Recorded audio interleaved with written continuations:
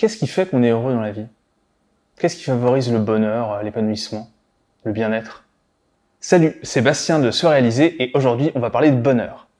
On va plus particulièrement explorer le modèle PERMA, issu de nombreux travaux en psychologie positive. C'est parti!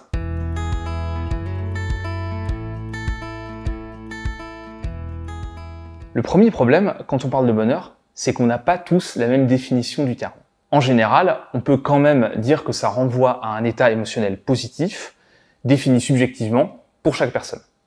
Mais dans la recherche, ce type de définition-là, c'est un peu trop flou pour qu'on puisse évaluer quoi que ce soit. Du coup, on parle plutôt de bien-être subjectif. Et on définit ça comme la résultante de deux choses, des émotions positives d'un côté et la satisfaction dans la vie de l'autre. En clair, il y a une différence entre le bonheur idéal, qu'on peut définir comme un absolu qui concernerait l'ensemble de la vie de quelqu'un, et puis le bonheur réel, qui consiste à être globalement satisfait de sa vie et de faire l'expérience d'émotions positives de manière fréquente. Mais il y a aussi une autre distinction importante à faire au niveau du bonheur. Elle a d'ailleurs été faite dès l'Antiquité par les philosophes.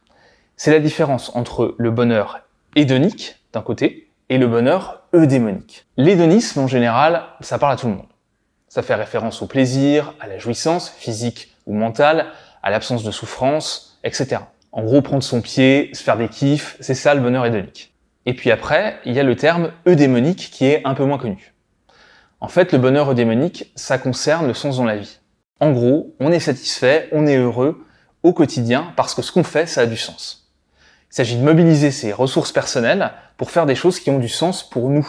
Et pas pour les autres, mais vraiment pour nous. Alors bien sûr, l'idée, c'est pas de rechercher un des deux types de bonheur au détriment de l'autre. Si vous prenez un maximum de plaisir au quotidien, mais que votre vie n'a aucun but, ça va finir par poser problème. À l'inverse, si ce que vous faites a du sens, mais que votre vie, c'est uniquement des efforts et zéro plaisir, ça va pas non plus marcher. Donc pour être heureux, il faut pouvoir prendre du plaisir et trouver du sens dans sa vie. Par contre, le bonheur eudémonique, c'est un peu moins immédiat que le bonheur hédonique. Il faut y travailler pour que ça fonctionne. Alors justement, il existe un modèle issu de la psychologie positive qui résume un petit peu tout ça, et c'est le modèle PERMA qu'on va voir maintenant. Seligman, qui est un des pères fondateurs de la psychologie positive, identifie 5 composantes qui participent au bien-être subjectif, donc au bonheur. Il s'agit de 5 éléments qui sont intrinsèquement motivants pour tout le monde, étant donné leur impact sur le bonheur. Alors bien sûr, ces 5 composantes, elles participent à la fois au bonheur eudémonique et au bonheur hédonique. Les voilà. 1. Les émotions positives. 2. L'engagement. 3. Les relations positives. 4. Le sens. Dans le modèle PERMA, on parle de meaning, puisque c'est un modèle anglophone. Et puis enfin, en dernier, on a les accomplissements. Alors voyons chaque composante un peu plus en détail. Alors tout d'abord, on a les émotions positives. C'est presque le plus évident. En fait, pour être heureux, il faut être bien. Alors pas en permanence, bien sûr, parce que sinon là, on peut commencer à se poser des questions, c'est plutôt inquiétant. Mais il faut quand même avoir des émotions positives fréquemment, sinon c'est vraiment difficile d'être épanoui au quotidien et d'être épanoui d'une manière générale.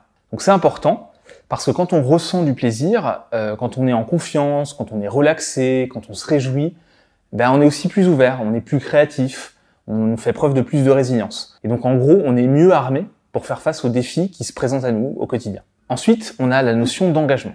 Alors, en psychologie positive, quand on parle de ça, ça veut dire qu'on est totalement absorbé, engagé dans ce qu'on fait, au point de perdre la notion du temps. C'est ce qu'on appelle la sensation de flux, ou le flow en anglais, ce qu'on appelle aussi le fait d'être dans la zone, et que les sportifs de haut niveau décrivent assez facilement. Donc, être engagé, c'est être pleinement présent à ce qu'on fait, et ça peut se produire dans le sport, je l'ai dit, ça peut se produire au travail, ça peut se produire quand on joue dans un instrument de musique, ça peut se produire quand on joue aux jeux vidéo aussi, pourquoi pas. En fait, en gros, dans n'importe quelle activité qui nécessite de mobiliser, de recruter des compétences de manière assez soutenue. Et ce type d'expérience-là, c'est hyper satisfaisant et ça permet de progresser vraiment en termes de compétences et de se sentir progresser. Donc, être pleinement engagé régulièrement, ça fait partie des choses importantes pour s'épanouir. La troisième composante du modèle PERMA, c'est les relations. L'être humain, c'est un animal social, donc c'est assez évident que le fait d'avoir des relations positives, des connexions authentiques aux autres, c'est une source de bien-être importante. Et ça concerne tout type de relations, que ce soit les collègues ou les amis, la famille, le couple, bref, L'idée, en gros, c'est d'avoir des relations constructives qui apportent du positif et qui font qu'on va se sentir en sécurité et valorisé. D'ailleurs, c'est souvent quand on partage des expériences avec les autres qu'on va avoir les émotions les plus fortes. Donc, comme on a besoin de relations de connexion au quotidien, évidemment, cette dimension-là, elle est incontournable pour être heureux. La quatrième composante du modèle PERMA, elle fait directement référence au bonheur eudémonique puisque c'est le sens. Et là, il s'agit de se sentir connecté à quelque chose qui nous dépasse, qui est plus grand que nous. Et ce qui donne du sens à notre vie, ça peut être bien sûr des objectifs, des projets, mais c'est aussi les relations, un engagement politique, une croyance religieuse, la famille, l'appartenance à une communauté. En gros, tout ce qui va au-delà de notre intérêt individuel, matériel, immédiat. Alors évidemment, on ne se pose pas la question du sens tous les jours. Sinon, on passerait notre journée à ça. Mais en même temps, quand on n'a plus de sens ou quand on trouve pas de sens à ce qu'on fait dans la vie, ça pose aussi problème et en général, on n'est pas très épanoui, pas très heureux.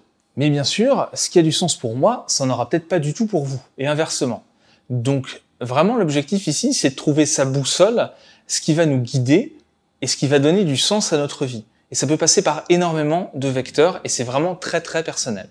Ça y est, on arrive à la dernière dimension du modèle PERMA, c'est l'accomplissement. Il s'agit de réussir des choses, d'atteindre des objectifs, d'avoir des accomplissements à son actif. Ça ne veut pas dire qu'il faut avoir une ambition sans limite, qu'il faut toujours chercher plus, mais à l'inverse, ça ne veut pas non plus dire qu'il faut se contenter de micro-objectifs et de petites micro-victoires. L'idée, c'est vraiment de sentir qu'on progresse, qu'on accomplit des choses, qu'on se développe, et c'est ces accomplissements-là qui vont d'ailleurs continuer à alimenter notre envie de grandir, d'apprendre, de se développer. Et très souvent, on a tendance à oublier ce qu'on a fait par le passé, à oublier nos réalisations ou à les minimiser. Exploiter cette dimension, c'est vraiment à la fois voir ce qu'on a fait dans le passé et l'apprécier et le célébrer, mais aussi se fixer des objectifs ambitieux pour essayer de continuer à grandir, de continuer à se développer. Et c'est comme ça que cette dimension-là contribue au bien-être, au bonheur. Donc la recherche a montré que ces 5 composantes du modèle PERMA avaient un lien avec énormément de choses. La santé physique, la vitalité, la satisfaction dans la vie, la satisfaction au travail, l'engagement, l'implication dans ce qu'on fait. Et travailler sur ces 5 composantes du modèle PERMA, ça permet à la fois d'augmenter le bien-être subjectif, le bonheur, et en même temps de réduire la détresse psychologique. Et si on va plus loin et qu'on cherche à regarder un petit peu ce qui influence ces 5 composantes et comment est-ce qu'on peut essayer de changer les choses en la matière, là, il y a énormément de sujets, plein de choses à explorer. On peut à la fois développer l'activité physique, travailler sur le sommeil, sur l'alimentation, sur le niveau d'optimisme, l'environnement physique, les revenus aussi. Il y a plein de leviers à activer pour être plus épanoui et plus heureux au quotidien. Et tout ça, évidemment, c'est autant de sujets que je pourrais aborder dans de futures vidéos. Mais en attendant, s'il y a que 2 choses à retenir de ce qu'on a vu aujourd'hui, c'est qu'il est hyper important de prendre du plaisir et de trouver du sens à ce qu'on fait pour être heureux. D'ailleurs, pour vous, qu'est-ce qui compte le plus? Qu'est-ce qui a le plus d'impact au quotidien? C'est le fait de trouver du sens à ce que vous faites ou c'est le fait de vous faire plaisir très régulièrement? N'hésitez pas à le mettre en commentaire, ça m'intéresse de savoir de quel côté de la balance vous penchez. En tout cas, je vous remercie d'avoir suivi cette vidéo jusqu'au bout. Si vous l'avez appréciée, n'hésitez pas à la liker et à vous abonner. Et puis moi, je vous dis à très bientôt pour aborder plein d'autres sujets autour de la psychologie positive. D'ici là, restez proactifs. Salut!